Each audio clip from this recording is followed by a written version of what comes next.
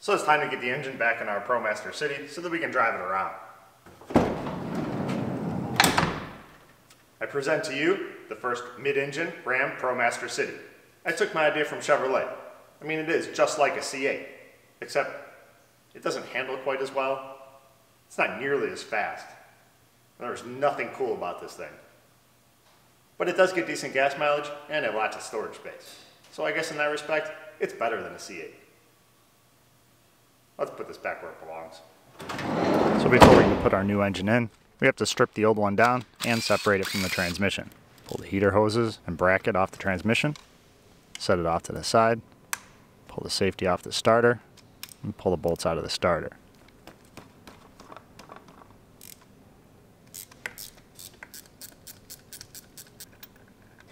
One more bolt in the bottom of the starter.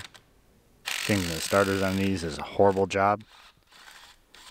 The intake's out of the way, it's not too bad now.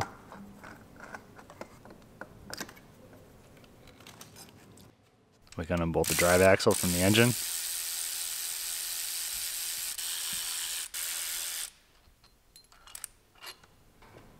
And we'll start pulling the wiring harness off.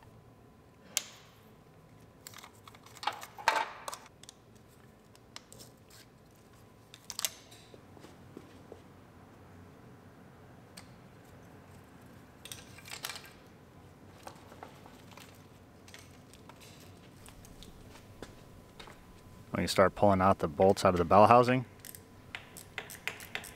these are really inconvenient to get to as well. The engineers of this drivetrain really hated mechanics.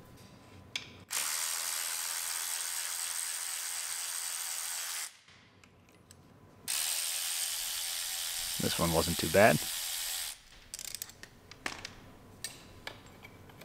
And there's a bracket in the way of this one I don't want to take off, so we'll just get it with a ratcheting wrench.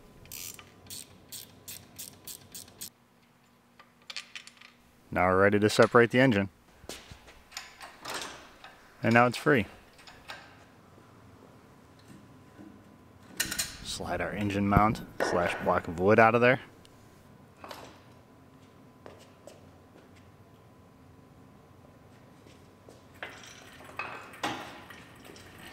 And we'll go get our engine out of our Promaster. It's a tight squeeze with that rack in there. It's a good thing I didn't have a catalytic converter on here, because it definitely would not have fit. It was actually wider than the door opening, so I had to kind of twist it around the corners just to get the alternator and oil cooler out.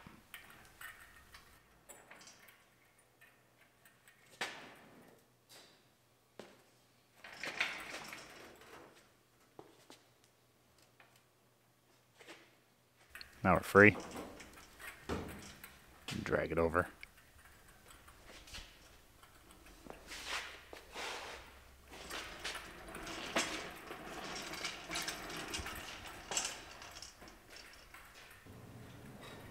Now we're ready to put on our transmission.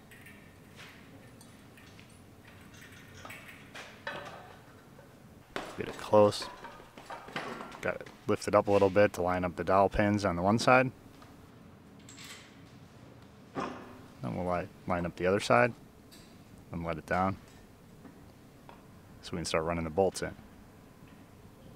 There's that horrible starter. There's an intake in the way this time. At least there's not a van in the way. The starter does hold the engine and trans together on these, so that's why we had to take it out. And that's why we have to fight with it to put it back in now. And now we can put the rest of our bell housing bolts in. Click.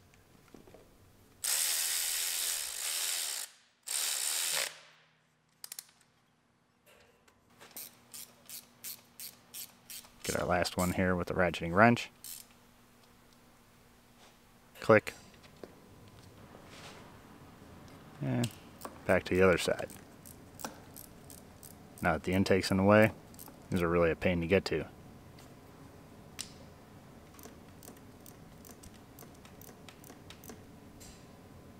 I'm really glad I decided to do this on the ground.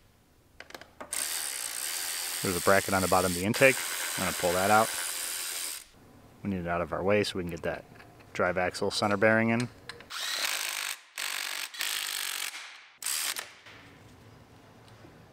I can put that bracket back up.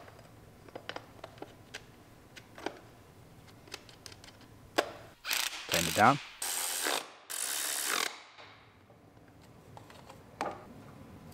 I can put our last bell housing bolt in and the wiring harness clips.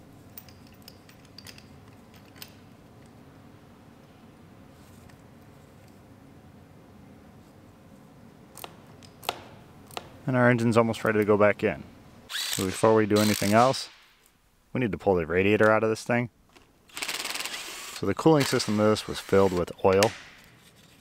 We're going to have to flush out the heater core. The radiator, I'm just going to change because I had one out of the other vehicle. Since I had a lot fewer miles on it, why not use it instead of wasting my time cleaning this one. So we're going to pop the cooling fan off. Just a couple tabs and it slides up.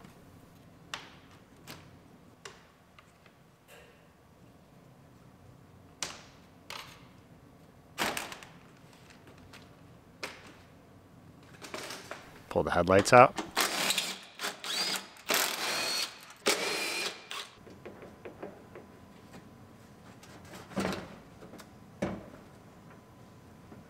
Unplug them. And realize I also put the hood cable on the bottom of the headlight. Why not?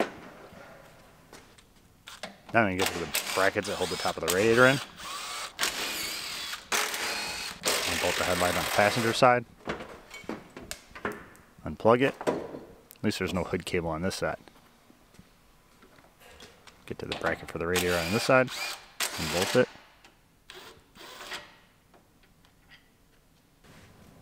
I can unbolt the lower radiator support.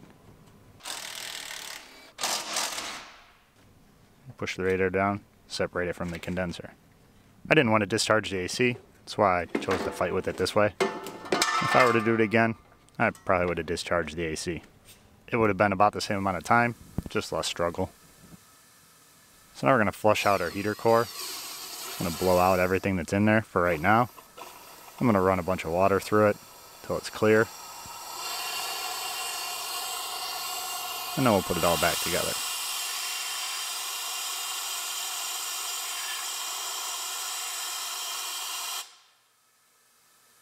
That's the yummy stuff that's inside the cooling system. The radiator hoses were all soft from the oil being in them, so I ended up using all the radiator hoses out of the parts car. Another reason it's good to have a parts car. If I would have bought a junkyard engine, I wouldn't have had any of that. So all the heater hoses, radiator, everything came out of the other car. So now we have our new radiator. We're ready to put it back in here. Clip everything together.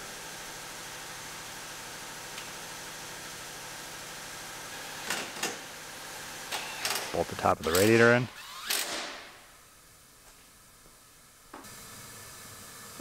So we'll put the lower radiator support back on, which is also useful as a parking bumper proximity sensor.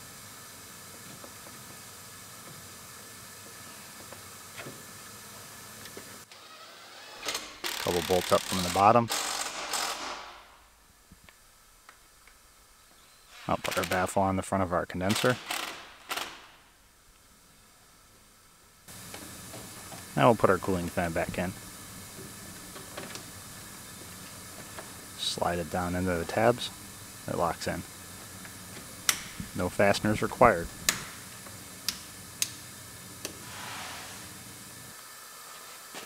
And put our headlights back in. Plug them in and set them into place.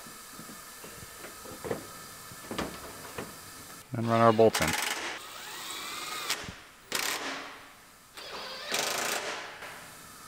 Check the alignment. Looks good.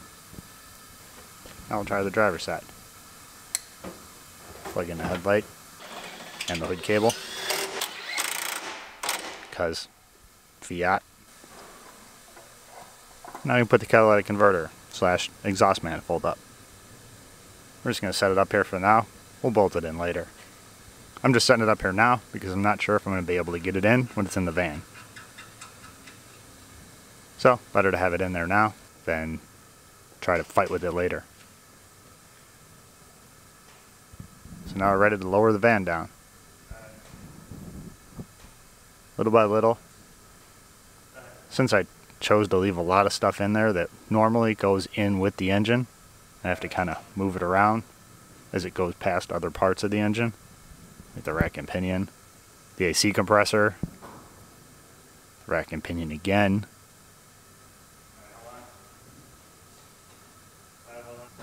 There's some wiring harnesses that didn't want to cooperate either. We'll just take our time, keep moving everything around.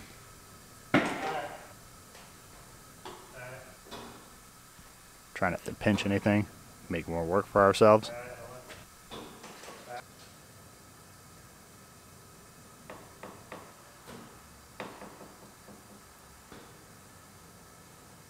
And we finally hit the bottom. So we can bolt in our engine mount. We're going with the OEM mount instead of the custom engine chain that was provided. Bolted to the frame rail, and then bolted to the engine. Tighten up the trans mount. I'll draw the trans up.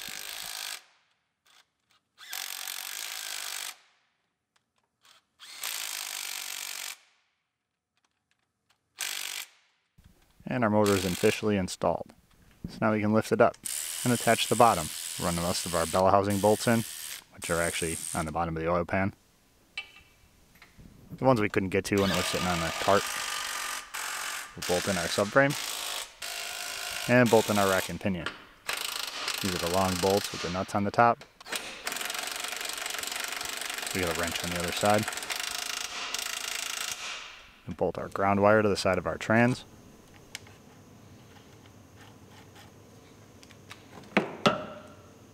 We'll tighten it down to manufacturer specs, 2 ugga-duggas. And we'll throw a little grease on there, keep it from corroding a little bit. We'll bolt our wiring harness in. We can clip our shift cable in, snap the end in. Now we can plug in our wiring harness. Now we're ready to put our compressor in. So we'll pull off our temporary compressor mount.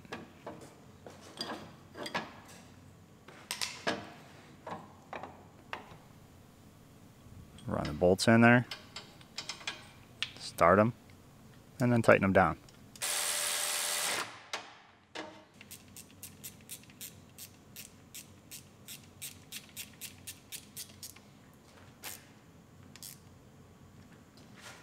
Now we're ready to put the flywheel bolt in the torque converter. So we'll spin it around where we can see them, then line it up, tighten them down. Tighten them all the way down. That'll draw the converter up to the flywheel, flex plate, whatever you want to call it. And we'll back them off a little bit. You want to have a little movement in there, because if you just tighten them down and spin it around and they don't line up, the next bolts don't line up, you got to spin it back and loosen them up. So I've learned the hard way, just leave them loose. Go around, put all the bolts in.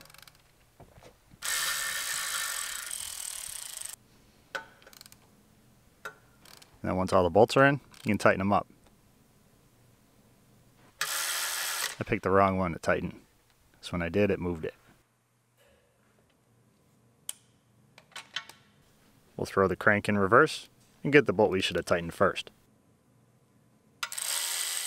So we'll tighten that one up.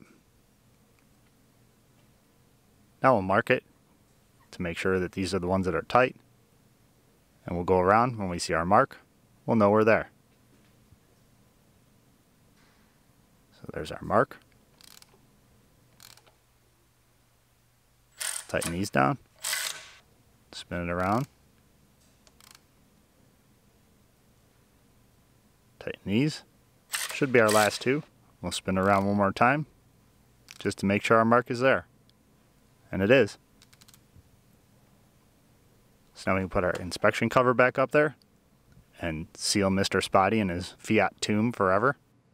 Or at least until the engine or transmission decide they don't want to be part of this vehicle anymore. Snap our lower radiator hose in. I do like these European connections.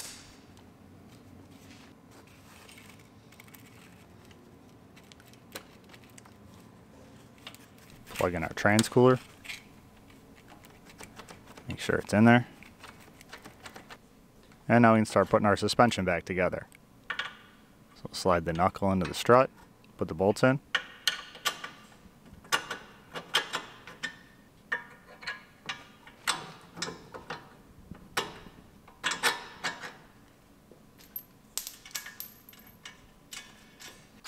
Tighten it down.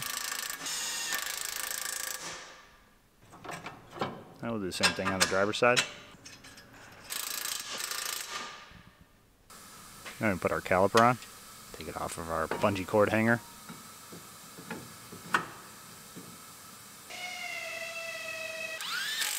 I just take the bracket and caliper and everything off. Plug in our brake pad sensor. And we'll route our ABS wire.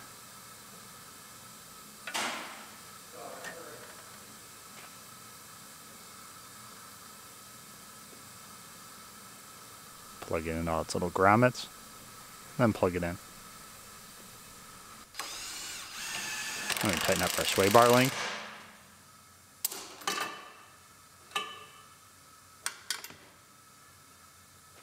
Put our tie rod end in, put the nut on it. We'll pull down in there to bind it, and then tighten it up. You don't just want to pull the trigger and go full throttle, because it'll start spinning the tie rod end. If you keep bumping it, every time it starts, it has a better chance of tightening up before it spins. So if you do it a couple times, eventually when it bottoms out, it'll tighten up. I could have went and got a pry bar and pushed it down into the knuckle. That would have kept it from spinning, but the pry bar is far away and I'm lazy. So I'm going to put the brakes on our driver's side. We can run our ABS wire.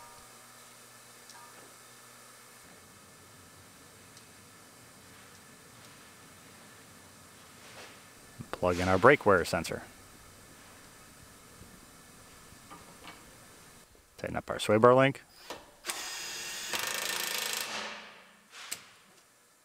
And tighten up our tie rod end. Same way.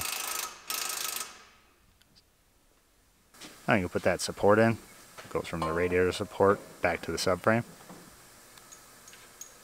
Start all of our bolts.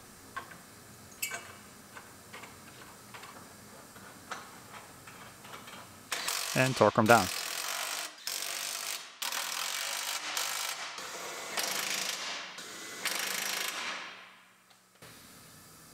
Plug in our fuel lines, the supply line, and the return. Clip in the safeties. Plug in our fuel pressure sensor. And we can plug in our heater hoses. And just snap in.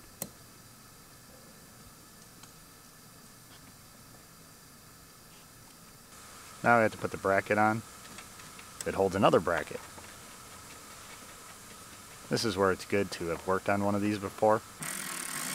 I never would have known where that went. So here's our other bracket. It goes into the bracket we just put on. Put our module on. Bolt it in. Not sure why they took all this apart. It really wasn't necessary. So now it just slides into that other bracket.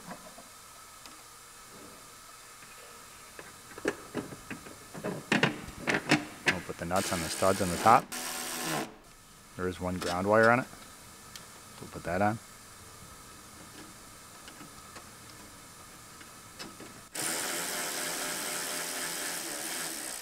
Plug in the module. I believe it's a trans control module. I don't know. Never had to service one. Or had any problems with it. So I haven't bothered to look. So now we can put our battery tray in.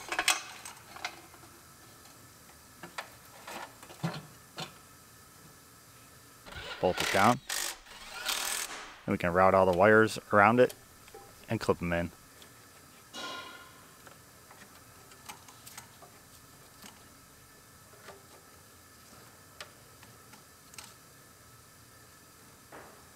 Plug in our evap line.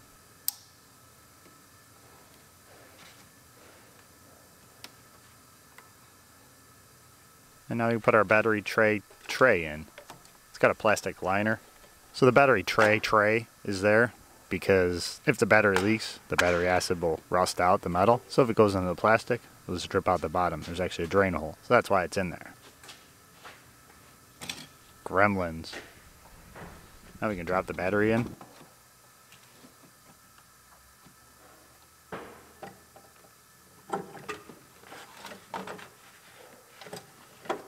Slide the battery down. We'll put the battery seat belt on. It's actually just a hold down, but it's just a nylon strap, which apparently is impervious to battery acid. I mean, they had a battery tray because the metal would get eaten by it, but the nylon strap is corrosion proof. Got it. Bolt our power wires down to our fuse box.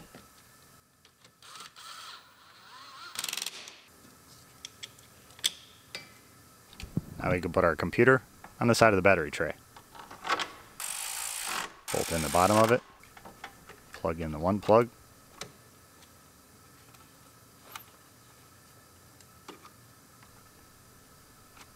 And plug in the other.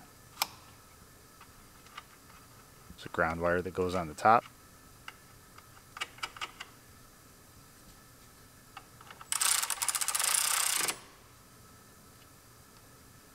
Now we'll set our overflow in.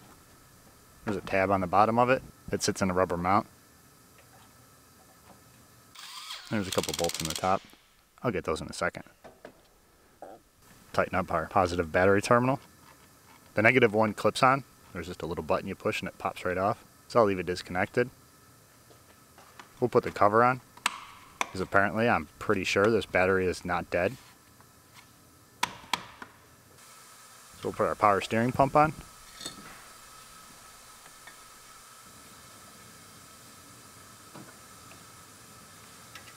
Put our bolts through the pump.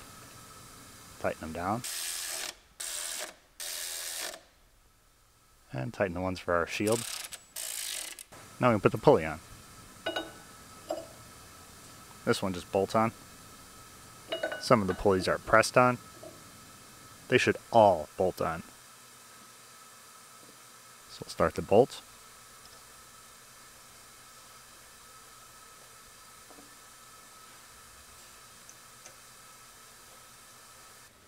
And tighten them down. So I've already bolted in the exhaust manifold and put the heat shield on, but apparently the video guy didn't think you needed to see that part. It was pretty uneventful anyway.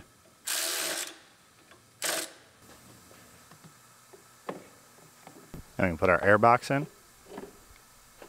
clip it into the baffle on the bottom, and slide it into its rubber mount.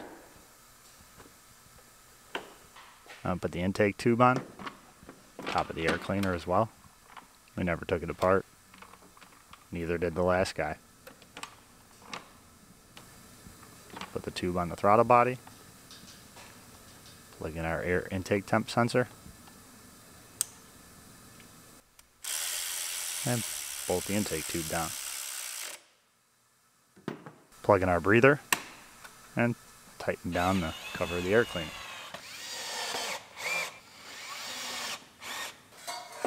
Now we're ready to throw the exhaust up. So we'll twist it into the muffler.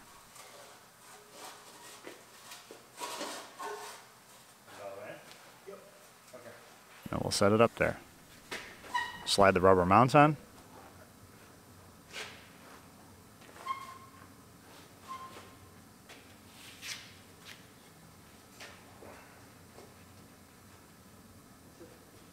And then we can connect the exhaust to the bottom of the catalytic converter.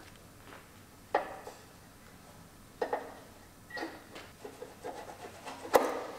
the bolt in it to hold it up there.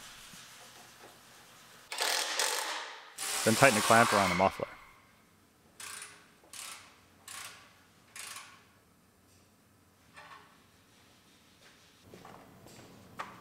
So apparently gambling on a fully charged battery, or at least a partly charged battery, was a bad idea. So here we are with the jumper pack to get our van started. Somehow the auction managed to kill batteries that aren't even attached to the car. Place your bets. Think it'll start? Alright, crank it. Our remote starting gnome is going to start it up for us. Not bad. So now we can continue putting it back together.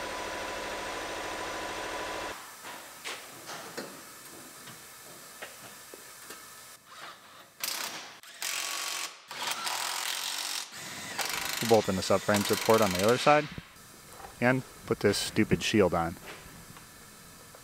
It's really a pain.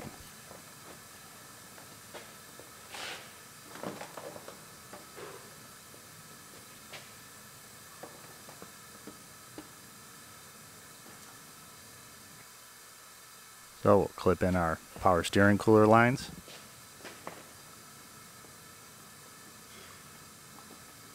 As if they weren't inconvenient enough to get to, the clamp is really hard to use. So once we get those in, we can slide it into place. Plastic retainer in there to hold it for now. And our nut. And now we're ready to put the bumper up.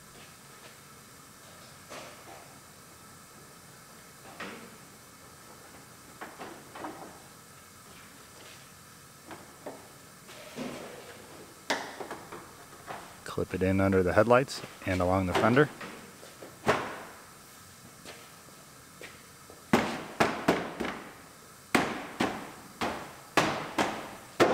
Snap it all in there, and then run our bolts across the top.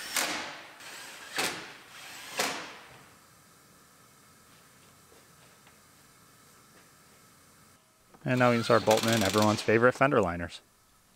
These are plastic nuts. Can't run the impact wide open or you'll melt them. Nobody wants melted nuts. We'll put the wheel liners back in the passenger side.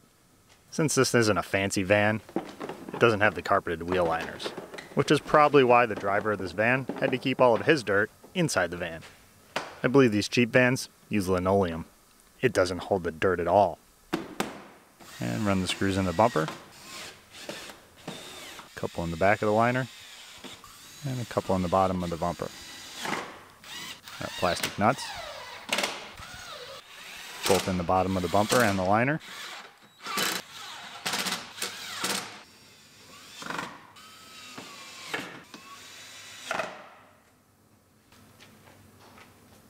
Now we can bolt the support underneath the bottom. Not really sure what this thing does. It's pretty flimsy. Doesn't really protect anything. But it was there, so we're putting it back. So we have the engine back on our little Promonster, and it even runs. Next time we come back, we'll get started on that body damage in the back that was caused by the tow truck driver. Mr. Not My Job. So until next time, thanks for watching, and I'll see you soon.